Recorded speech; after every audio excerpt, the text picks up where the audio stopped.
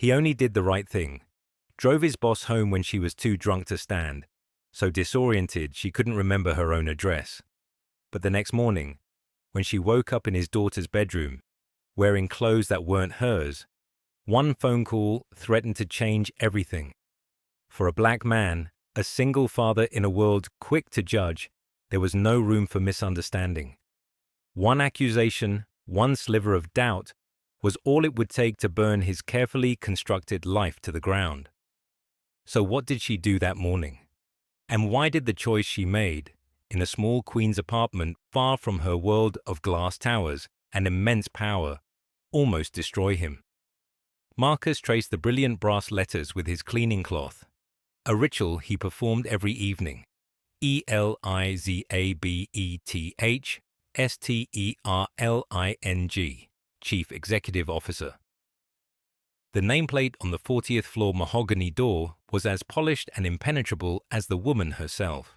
In the 3 years he had worked the night shift for Sterling Cross Industries, he had learned the rhythms of the building, the hum of the servers, the sigh of the elevators, the precise moment the last ambitious junior associate would finally give up and go home. He was a ghost in the machine, a silent witness to the empire, and that was exactly how he wanted it. Invisibility was safety. Invisibility was survival. He buffed a final smudge from the jar, his reflection staring back at him from the gleaming surface. A tired man in a grey maintenance uniform. But the fatigue in his eyes wasn't just from the late hour. It was the bone-deep weariness of constant vigilance, of carrying the weight of perception on his shoulders every single day. He checked his watch. 7:45 p.m. His heart gave a familiar little jump, a mix of anxiety and anticipation.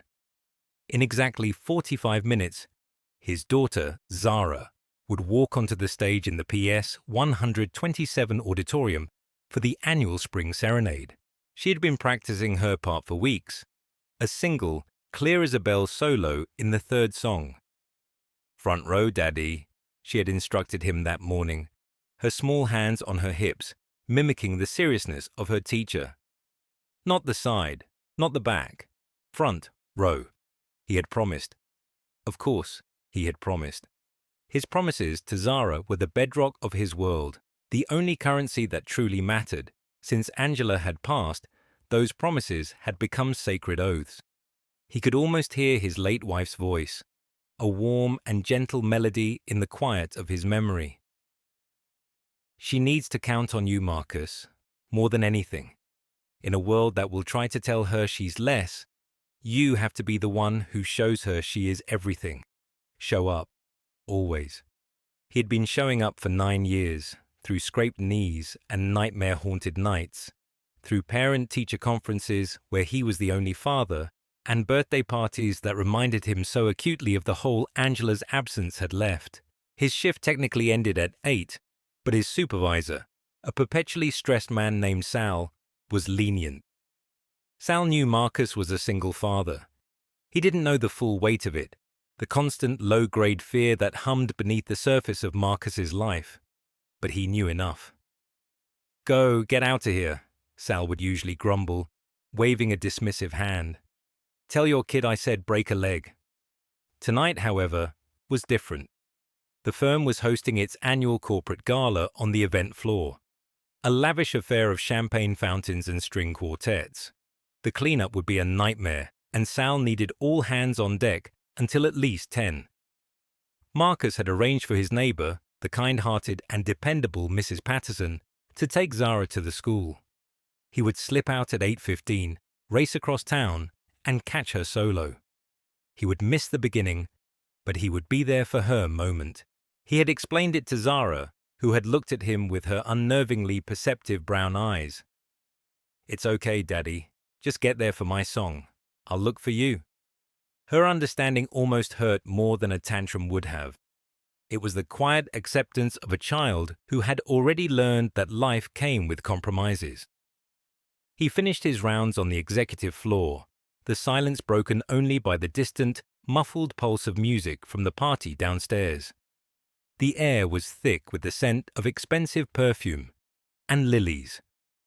He was about to head down to the staging area when he saw her, Elizabeth Sterling. She was standing near a panoramic window overlooking the glittering sprawl of Manhattan, her back to him. Even from a distance, her posture, usually so ramrod straight and commanding, seemed off, slumped. He watched as a man in a slick tailored suit, a competitor from a rival firm named Henderson he recognized from corporate newsletters, cornered her. Marcus couldn't hear the words, but he could read the body language. Henderson was leaning in, his presence predatory. Miss Sterling was holding a champagne flute, and she drained it in one quick, uncharacteristic motion before grabbing another from a passing waiter. She looked trapped. Marcus felt a prickle of unease. It wasn't his place. He was the maintenance guy. He was supposed to be invisible. He turned to walk away, to head down to the chaos of the party cleanup. But something held him back. He saw her shake her head, a small, desperate movement, and Henderson just smiled, placing a hand on her arm. It was the kind of casual ownership that made Marcus's jaw tighten. He knew that smile. He knew that posture. It was the look of a man who didn't take no for an answer. Still, he forced himself to move. This was not his world. These were not his problems. His only problem was getting to a school auditorium in Queens. In time. An hour later, the party was winding down. Marcus was hauling a heavy-duty trash receptacle toward the service elevator when he saw her again. The string quartet was packing up. The chatter had dwindled to a few lingering knots of people, but Elizabeth Sterling was nowhere near them. She was slumped in a plush armchair tucked away in a small alcove near the service corridor, a place meant for staff to take a quick break. Her sequined cocktail dress was slightly askew. One of her impossibly high heels had fallen off, and her head was lolled to the side. Her purse, a sleek leather clutch, lay open on the floor beside her, its contents spilled. Her phone was a few feet away, dark and silent. Marcus stopped, his hand tightening on the handle of the bin. He looked around. The remaining guests were oblivious, caught up in their goodbyes. The event staff were busy clearing tables. No one was looking in this direction.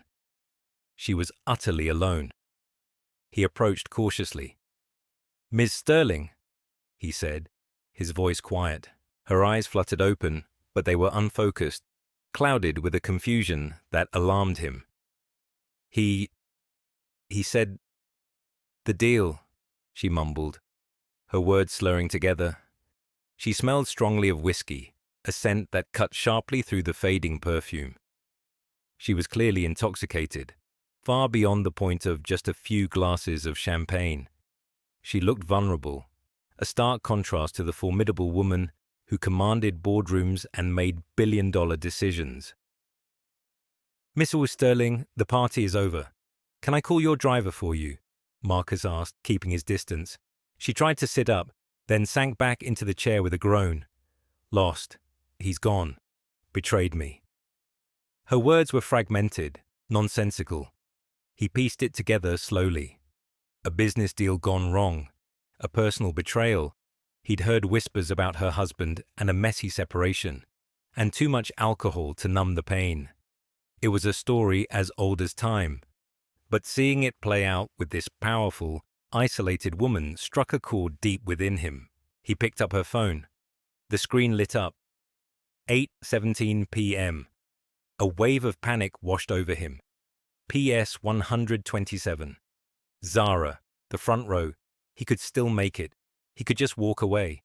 Someone else would find her. A colleague, a security guard.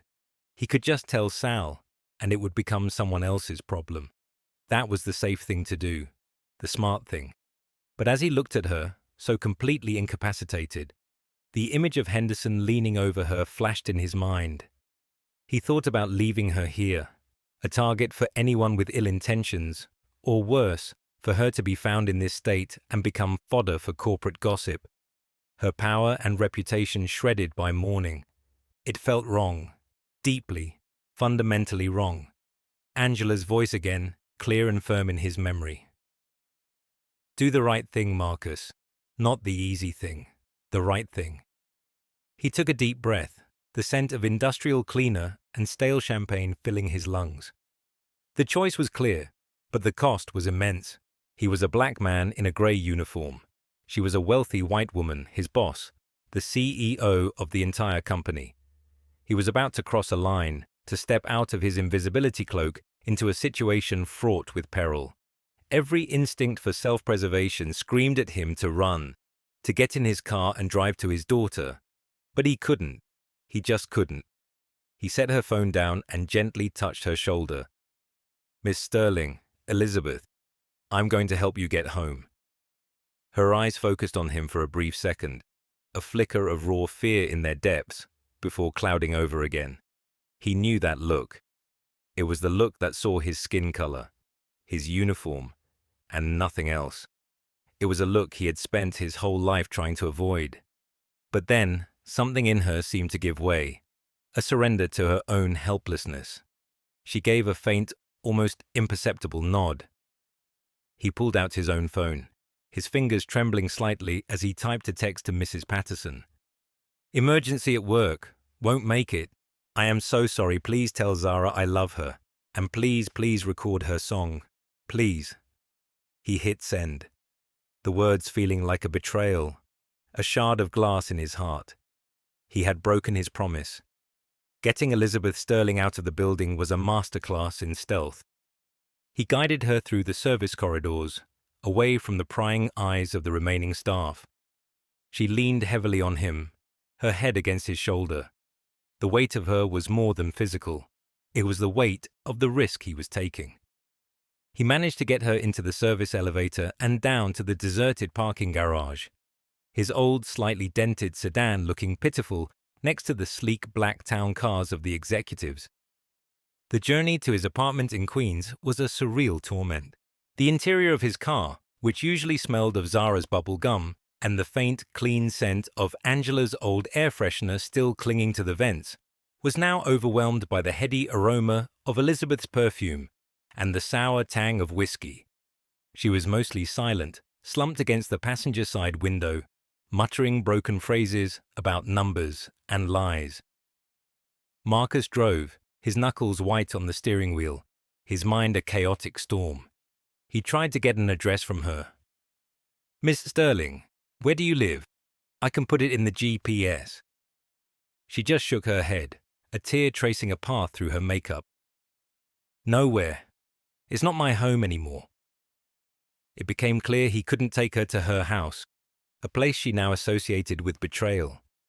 He couldn't take her to a hotel. She had no ID on her that he could see, and checking in a drunk, disoriented woman would raise 1,000 red flags. He couldn't take her back to her office. His small, humble apartment was the only safe harbor he could think of. The thought was terrifying. Bringing her into his space, his sanctuary, felt like inviting a lightning strike into a tinderbox. He parked on his familiar street, the quiet block a world away from the gleaming towers of Manhattan. He looked at the woman beside him, a stranger who held his entire future in her hands, whether she knew it or not. Then he looked up at the window of his third-floor apartment, the light on in Zara's room, a warm yellow square in the darkness.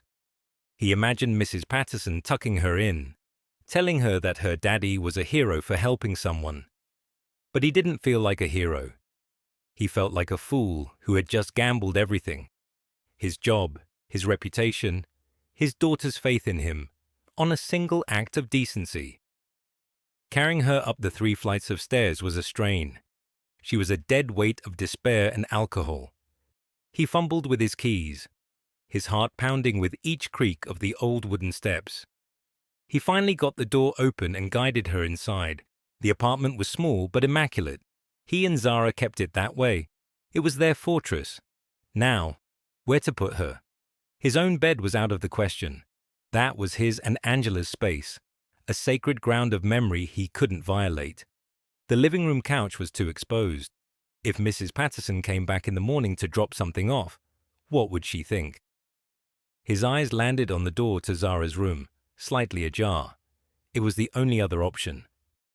He led her into the small room, a world of pink unicorns, crayon drawings taped to the walls, and a faint, sweet smell of childhood. Elizabeth seemed to shrink in the tiny space, her glittering dress and adult sorrow looking alien and out of place. He gently sat her down on the edge of the bed. "You'll be safe here," he said softly. He knew he couldn't leave her in the restrictive cocktail dress. It seemed both impractical and disrespectful. With fumbling, hesitant hands, he unzipped the back of the dress as she slumped forward. He averted his eyes, his cheeks burning with a heat that had nothing to do with attraction and everything to do with the profound vulnerability of the situation. He found a clean, oversized t-shirt of his and a pair of Angela's old, soft grey sweatpants from the back of his closet. They were things he couldn't bear to throw away. He laid them on the bed. "You can change into these," he murmured, then quickly stepped out, closing the door behind him. He stood in the hallway, his breath coming in ragged bursts. He had done it. He had brought the CEO of his company to his apartment. She was drunk and disoriented in his daughter's bedroom. He felt a wave of nausea. He waited a few minutes, then knocked softly. "Miss Sterling?" No answer. He pushed the door open a crack. She had managed to pull on the t-shirt but was now passed out on top of the covers, the sweatpants lying on the floor beside the bed. With a sigh, he went back in. He carefully pulled the unicorn-themed comforter over her, a gesture that felt both paternal and absurd. He took off her sharp heels and placed them neatly by the chair where he had folded her expensive dress. He went to the kitchen, filled a glass with water, and found 2 aspirin, placing them on her nightstand. He needed to leave a note. He needed there to be a record, an explanation. His hand shook as he wrote on a piece of paper from Zara's drawing pad. "You were unwell at the office. I brought you here to be safe. My name is Marcus Turner. I work in the maintenance department. This is my daughter's room. I am in the room next door. You are safe." He propped the note against the glass of water, where she couldn't miss it. Then he backed out of the room, closing the door as quietly as he could. He walked into his own bedroom and shut his door, leaning his full weight against it, as if to physically bar the world from coming in. The adrenaline that had carried him through the last 2 hours drained away, leaving behind a hollow, aching void. He had missed his daughter's solo. He had broken his promise. He sank to the floor, the rough wood of his bedroom door against his back, and buried his face in his hands. The silence of the apartment was deafening. The night was an eternity. Marcus didn't even try to sleep in his bed. He couldn't. He stayed on the floor, his back against the door, a self-imposed penance. The image of Zara's face, searching the darkened auditorium for him, played on a loop in his mind. He saw her hopeful expression slowly dimming, her small shoulders slumping as she realized he wasn't there. The guilt was a physical entity, a heavy stone in his chest. He had chosen a stranger over his own child. How could he ever explain that? How could he justify a choice that felt so right and so catastrophically wrong at the same time? He pulled out his phone. A message from Mrs. Patterson sent an hour ago. She was a star, Marcus, an absolute angel. Her voice was so clear the whole room went silent. "She looked for you, poor thing. I told her you were busy being a superhero. She seemed to buy it. Video is safe with me. Don't you worry about a thing. Get some rest." He read the message 3 times, his vision blurring. A superhero. If only she knew. He was just a man terrified of the consequences of his own conscience. He stared at the picture on his dresser, a photo of him, Angela, and a 5-year-old Zara at a street fair. Angela was laughing, her head thrown back, a string of cotton candy in her hand. He remembered that day so clearly. The warmth of the sun, the sticky sweetness on Zara's face, the feeling of Angela's hand in his. It was a perfect, ordinary day, the kind you don't realize are precious until they're gone. "What would you have done, Ang?" he whispered into the darkness. He knew the answer. She would have done the same thing. But she was a nurse. People expected her to help. She wore scrubs, a uniform of compassion. He wore a uniform that made him invisible, or worse, a threat. The rules were different for him. Sleep never came. He just sat there, listening to the sounds of the city dying down, the occasional siren, the rumble of the late-night train. He listened for any sound from Zara's room, but there was only silence. He was a sentry guarding a secret, a prisoner in his own home. He drifted in and out of a shallow, anxious doze, his body aching from the hard floor. The first grey light of dawn was filtering through his window when he heard it. A faint stirring from the other room. A soft groan. Then, the sound of movement. His entire body went rigid. This was it, the moment of reckoning. He held his breath, straining to hear. He heard the rustle of the comforter, a sharp intake of breath, and then a hushed, terrified whisper. It was her voice, but it was different now. Raw, frightened, he pressed his ear against the cold wood of his door. Rachel, wake up. I need you. A pause. He could picture her on her phone, her knuckles white. I don't know where I am. I woke up. I'm in a strange house. A man's house. Her voice cracked on the last word. Marcus's blood turned to ice. He felt the floor drop out from under him. I'm in a child's bedroom. There are unicorns on the wall. Another pause. Longer this time. He could hear the frantic thoughts racing through her mind, because they were the same ones racing through his. I'm wearing clothes that aren't mine. A t-shirt and sweatpants. I don't remember anything. Nothing after Henderson started talking to me at the gala. Oh God, Rachel, what if he did something? The maintenance man. He was there. The maintenance man. Not Marcus. Not a person. A category. A suspect. Should I call the police? She whispered, her voice choked with panic. Marcus stood perfectly still, his back fused to the door. He couldn't breathe. He couldn't move. It was happening. The nightmare scenario he had choreographed in his head 1,000 times, the one every black father warns his son about. It didn't matter what had actually happened. It didn't matter that he had acted with more respect and care than she had probably received from her own husband. All that mattered was the optics. A black man, his powerful drunk white boss, in his apartment, in his daughter's bed. He was already tried and convicted. His life, the one he had so carefully built on a foundation of integrity and hard work, was over. He thought of Zara. Who would take care of her? What would they tell her about her father? The man who was supposed to be her hero. The weight of it all was crushing, and for a terrifying moment, he thought he was going to be sick right there in his own hallway. Elizabeth's hand trembled as she held the phone. Her friend Rachel's voice, usually so calm and authoritative, was sharp with alarm on the other end. Elizabeth, don't move. Don't touch anything. Where is he? Can you see him? Lock the door. We don't know what you're dealing with. I'm calling the police right now. No, wait, Elizabeth said, her own voice barely a whisper. Something was holding her back, a flicker of dissonance in the narrative of fear her mind was weaving. Her gaze swept across the small, tidy room again.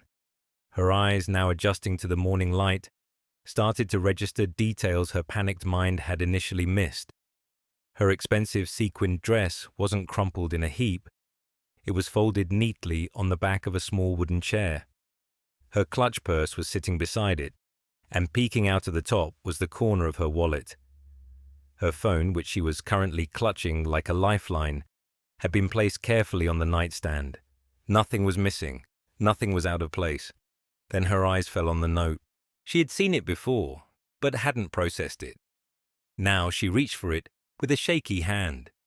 The handwriting was neat, careful. You were unwell at the office. I brought you here to be safe. My name is Marcus Turner. I work in the maintenance department. This is my daughter's room. I am in the room next door. You are safe. She read the last two words over and over. You are safe. Elizabeth, are you there? The police are on their way, Rachel's voice insisted, pulling her from her thoughts. Rachel, stop, don't call them, not yet, Elizabeth said, her voice a little stronger. She looked at the glass of water and the 2 aspirins sitting next to the note. It was a gesture of simple care, the kind of thing a parent does for a sick child, the kind of thing her own husband, in the midst of their ugly divorce, hadn't done for her in years. She swung her legs over the side of the bed. The T-shirt she was wearing was large and smelled faintly of clean laundry soap, not cologne. The sweatpants she hadn't managed to put on were soft and worn, clearly old. These weren't the clothes of a predator. They were the clothes of a man who was trying to offer comfort and dignity. Her gaze drifted to the walls, covered in a child's artwork.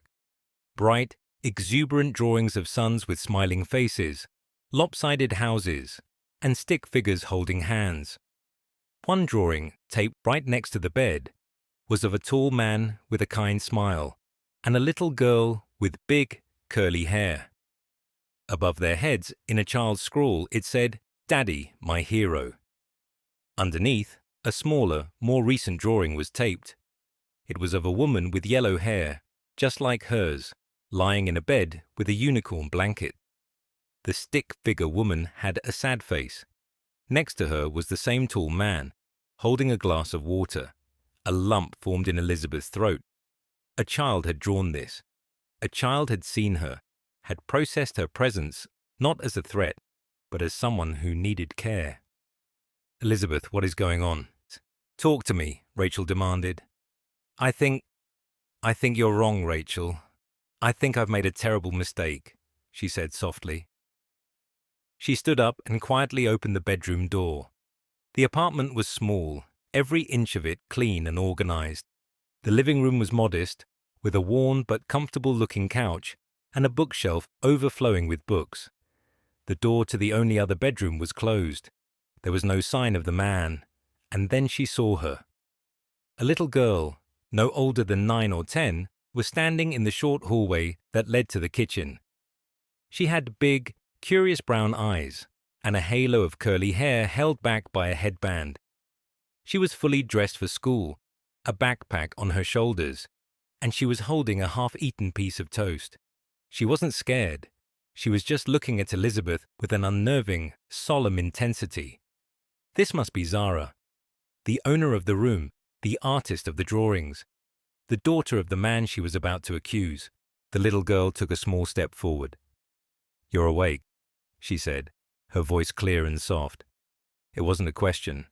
It was an observation. Elizabeth could only nod, her throat suddenly tight. Zara tilted her head, her gaze unwavering. "You look sad," she said simply, "like the kind of sad where you smile, but your eyes don't." The innocent, profound observation struck Elizabeth with the force of a physical blow. She thought of the endless corporate meetings, the strained smiles at society events, the hollow cheerfulness she projected while her personal life was crumbling. This child, this stranger, had seen through the facade in an instant. "My daddy missed my school play last night," Zara continued, taking another bite of her toast. "Mrs. Patterson said he had to help someone at work who was really, really sick. Was that you?" The question hung in the air between them, simple and direct. The shame that washed over Elizabeth was so intense it made her dizzy. He hadn't been out taking advantage of her. He had been helping her. And in doing so, he had sacrificed a precious moment with his child, a moment he could never get back. "Yes," Elizabeth managed to say, her voice thick with emotion. I think it was me." Zara nodded, as if this made perfect sense. "It's okay. Daddy says helping is the most important job. He says you have to help people even when it's hard." She pointed a small, jam-sticky finger toward a framed photo on the living room wall. It was a picture of a beautiful, smiling woman. "My mommy, Angela, used to say that too. She was a nurse. She helped people all the time. Now she's an angel, and she watches over us." Elizabeth looked from the picture of the smiling woman to the earnest face of her daughter.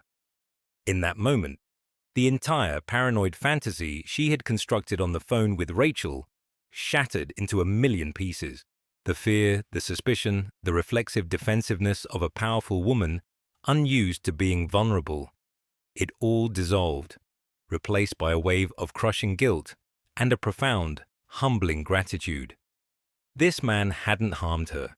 He had protected her. He had honored her, even at a great personal cost.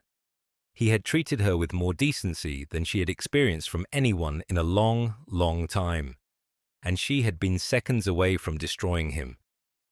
She turned, walked back into the unicorn bedroom, and picked up her phone. Marcus, still frozen on the other side of his own bedroom door, heard her footsteps, heard the bedroom door close, and braced himself for the sirens. "Rachel?"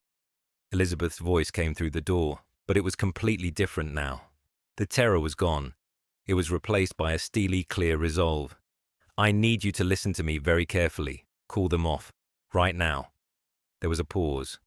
"What?" "Elizabeth, no. We have to follow procedure." "There is no procedure, Rachel. The only thing that happened here was an act of kindness. An incredible act of kindness." Her voice rose with an intensity that made Marcus flinch. "Nothing happened. He helped me when I was a mess. He saved me, probably from myself and from a dozen other vultures at that party." She took a deep, shuddering breath. "He has a daughter, Rachel. A beautiful little girl. He missed her school performance last night because he was making sure I, a virtual stranger, was safe.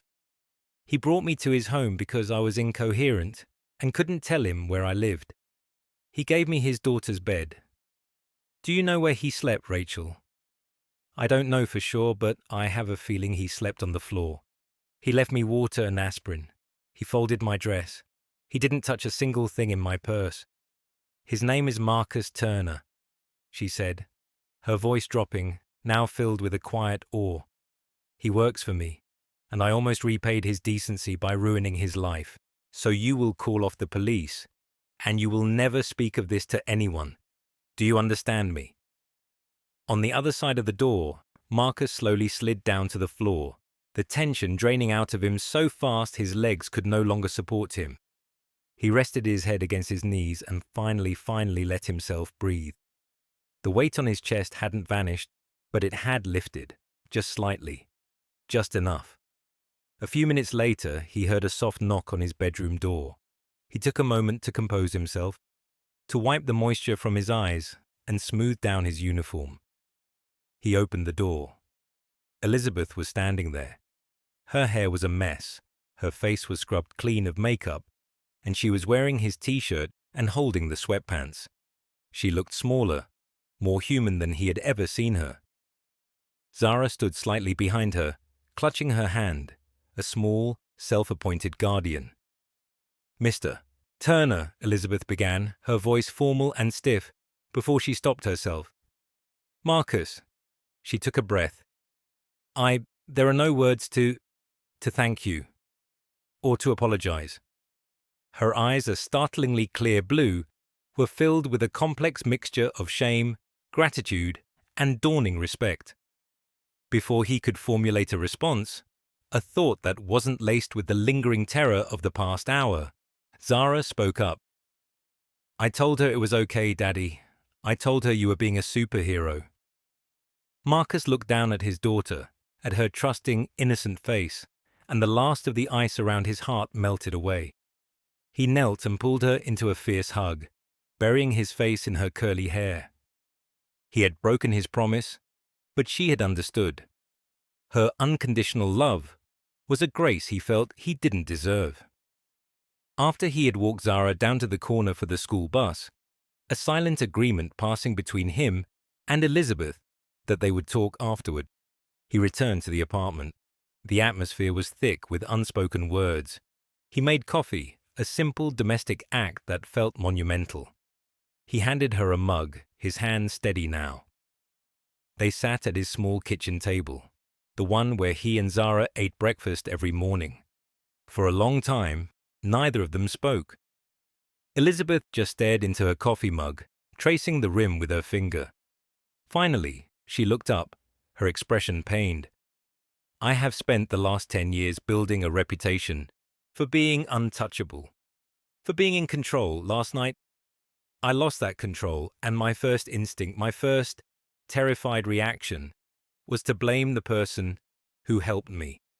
She shook her head, a self-deprecating grimace on her face. It seems that the more power you accumulate, the more you fear losing it. You forget how to trust. I get it, Marcus said, his voice quiet. And he did. He understood fear better than she ever could. His fear wasn't about losing power.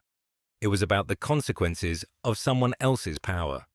When you look like me, you learn early on that other people's fear can be a weapon. You spend your whole life trying not to give anyone a reason to pull the trigger. The honesty of his statement hung between them, stark and uncomfortable. Elizabeth visibly flinched, the truth of his words landing with uncomfortable precision. She had been ready to pull that trigger. She reached into her purse, which she'd retrieved from the bedroom, and pulled out her checkbook. The gesture was automatic, the ingrained response of a person for whom money was the universal solvent for all problems. She started to write, her pen scratching against the paper. I want to compensate you, she said, her voice regaining a fraction of its usual business-like tone. For the trouble, for what you did, for Zara's, for what you missed. I don't know what the right number is, but let's just say it will be significant. Enough to make a difference. She finished writing and slid the check across the table. Marcus looked down at it. He didn't have to see the number to know it was more money than he made in a year, maybe more. It was a life-changing amount of money. It could mean a down payment on a small house, a college fund for Zara, a buffer against the constant financial anxiety that was the backdrop of his life. He looked from the check to her face. He saw the genuine, if misguided, intention there. She was trying to fix it, to balance the scales, to turn this messy human event back into a transaction she could understand. Slowly, deliberately, he pushed the check back across the table toward her. Miss Sterling, he said, his voice gentle but firm, I appreciate the sentiment, I really do, but my integrity isn't for sale. She looked stunned, as if he had just spoken in a foreign language. But this is for you, for your daughter. My daughter's disappointment can't be erased with a check, he explained patiently. And the choice I made last night wasn't a service I was providing. I did it because it was the right thing to do. Accepting money for it, that changes it. It cheapens it. He leaned forward slightly, his gaze meeting hers directly. I don't want your money, Mrs. Sterling. All I want is for you to do something for me. Anything, she said immediately, her eyes wide. The next time you see me in the hallway at work, I want you to see me. Marcus Turner, not the janitor, not a part of the scenery, not a potential threat, just the man who helped you when you needed it. Just a man. He paused, letting the weight of his request settle. Your respect is worth more to me than your money. My dignity is not a line item in your budget. The silence that followed was profound. Elizabeth stared at him, truly seeing him for the first time, not as an employee, not as a charity case, not as a symbol of her guilt, but as a man of deep, unshakable principle. A man who possessed a form of wealth she couldn't begin to comprehend. She slowly reached for the check, her fingers closing around it. She tore it in half, then in half again, the sound of the ripping paper a small, sharp punctuation mark in the quiet room. Okay, Marcus, she said, her voice soft, humbled. Okay, I can do that. The following Monday, the air in the Sterling Cross building felt different to Marcus. Or maybe it was he who was different. He walked the polished halls with his cart, and for the first time, he didn't feel the need to press himself against the wall to let others pass. He held his head a little higher. He had faced the abyss and survived. He had spoken his truth to one of the most powerful people in the city, and she had listened. He was cleaning the glass on the executive floor when her door opened. Elizabeth stepped out, dressed in her usual immaculate power suit. but her face softened when she saw him. "Marcus," she said, a simple acknowledgement. "Miss Sterling," he replied, nodding. A junior executive walking by did a double-take, his eyes flicking between the CEO and the maintenance man, a confused expression on his face. Elizabeth ignored him completely. "How is Zara?" she asked. "She's good. She's practicing a new song. This one's for the winter concert," he said, a small smile touching his lips. "The winter concert," Elizabeth repeated thoughtfully. "I'm sure she'll be wonderful." It became their new routine. She didn't make a grand show of it. There were no public announcements, no memos about his heroism. The change was quieter, more profound. She would find reasons to walk by his work area, stopping for a few minutes to ask about his day, about Zara's latest art project, about the book he was reading. She'd noticed the paperback peeking out of his bag one day. She listened. Really listened. She learned about Angela, about his love for jazz, about his dream of one day opening a small repair shop. In turn, he learned things about her. He learned that her divorce had been brutal, a story of public image and private betrayal. He learned that she was estranged from her own children, who were grown and saw her more as a bank than a mother. He saw the deep loneliness that she hid beneath her armor of success, the sad eyes that Zara had so astutely pointed out. He was no longer invisible. He was a person. And in seeing him, Elizabeth began to see the parts of herself she had long since buried. Her transactional relationships had left her isolated. Marcus's quiet dignity and unwavering moral compass became a strange sort of anchor for her in the turbulent waters of her own life. She started being more present, less of a whirlwind of commands and expectations. People in the office noticed the shift. She was still formidable, but there was a new warmth, a new humanity to her. One afternoon, she stopped him as he was heading for the elevator. "Marcus, I have a proposition for you," she said, a hint of nervousness in her voice. "It's not a check," she added quickly, a small wry smile on her face. "I know better now." She explained that the company had a long-standing but underfunded educational outreach program for at-risk youth. It was disorganized, ineffective, and mostly for PR. "It needs someone to run it who actually cares," she said, "someone who understands what it means to fight for a better future, someone with integrity." She looked at him directly. "I think that someone is you. It would be a new department. You would build it from the ground up. Director of Community Engagement. It's a real position, a real salary, if you want it." Marcus was floored. It was more than a promotion. It was a lifeline. It was a path out of the night shift, a chance to have dinner with his daughter every evening, a way to use his heart and his head in a way he hadn't dared to dream of. It was a chance to be seen not just by her, but by the world. "Yes," he said, the word coming out with more force than he intended. "Yes, Ms. Sterling, I would be honored." "Elizabeth," she corrected him gently. "My friends call me Elizabeth." Months passed. The chill of autumn gave way to the sharp bite of winter. Marcus's life transformed. He had an office now, a small one with a window. He wore a button-down shirt and slacks to work. He met with community leaders and school principals. He designed programs that were practical and impactful. He was good at it.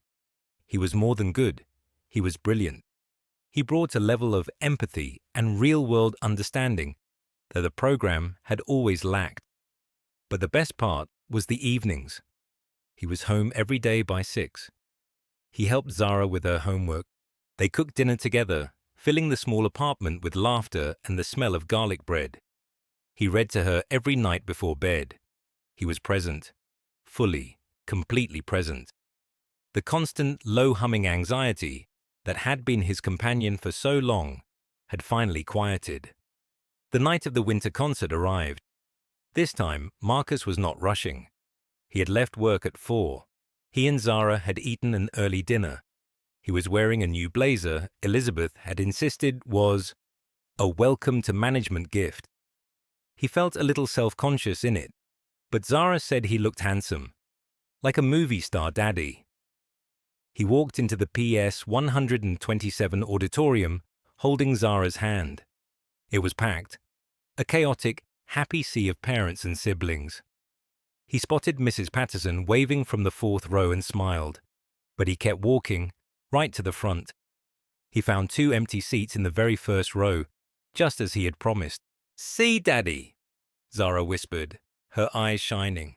"Front row, he confirmed, his heart swelling with a love so fierce it almost hurt. He watched her go join her class on the risers, a confident, happy little girl in a red velvet dress. He saved the seat next to him, though he wasn't sure why. A few minutes before the lights dimmed, a figure slipped into the seat. He didn't have to look to know who it was. Elizabeth was dressed down in simple jeans and a soft cashmere sweater. She looked more relaxed than he had ever seen her. "Didn't want to miss it," she said softly, her eyes on the stage. The concert began. Song after song filled the auditorium. When it was Zara's class's turn, Marcus leaned forward, his hands clasped together. Zara stepped forward for her solo. She looked out at the audience, her eyes scanning the crowd. She found her father's face, and a radiant smile broke out across hers. Then her eyes shifted to the woman sitting next to him. She hesitated for just a second. Then her smile widened, and she gave a small, shy wave that was meant for both of them. She took a deep breath and began to sing. Her voice, clear and pure, soared through the auditorium. A perfect, hopeful note in the winter air. For years, Marcus had lived his life trying to be invisible, trying to be faultless, trying to never give anyone a reason to question his character or see him as a threat. But that one night, he had made a different choice, a dangerous, terrifying choice. He had stepped out of the shadows and into the light, risking everything for a simple act of human decency. And somehow, against all odds, it had led him here, to the front row, to a new life, to a friend he never expected. Maybe the world wasn't fair. Maybe it never would be. He knew the systems of bias and misunderstanding were still out there, powerful and pervasive. But he also knew that maybe, just maybe, there were still people who could be reached, people who could learn to see past the uniform, past the fear, past the stories they told themselves, people who could look at a man and see his character, not his color. And maybe, just maybe, being truly seen by one person was enough to change everything. As his daughter's voice filled the room, Marcus felt the weight lift from his chest for good. He was visible, and he was free. Marcus's story reminds us that character isn't built in the spotlight. It's built in the small, terrifying choices when no one is watching. It's forged in the quiet moments of integrity that ask everything of us and promise nothing in return. If this story of a father's love and a stranger's redemption moved you, hit that like button. Subscribe for more stories about real people facing real challenges with the courage that inspires us all. And tell us in the comments, what does it truly mean to do the right thing? We look forward to reading your thoughts,